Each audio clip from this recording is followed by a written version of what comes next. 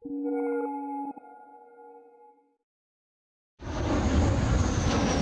simulated wartime at Guam's Andersen Air Force Base. The tarmac is a traffic jam of bombers and fighters. We know who has the right-of-way here. The KC-135 Stratotanker is old-school military tech. This one was built in 1962, but it's still a vital part of U.S. air superiority. In Asia, where China is strengthening its capabilities and North Korea is again testing nuclear weapons, extending flight and potentially fight times is critical. Without air refueling, their time would be maybe possibly cut in half and spend half as much time in the air.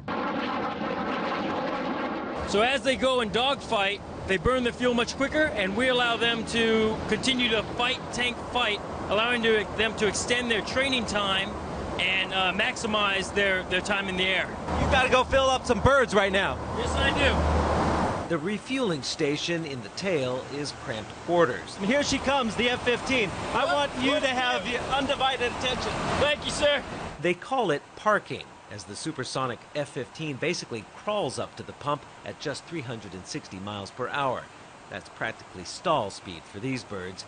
And they need to keep it steady. Only about 10 feet separate the two aircraft, flying 25,000 feet over the Pacific. Because we hit some weather, started to bounce, and I had to focus with the receiver just to make sure he didn't kind of pop up into the boom, because it can happen.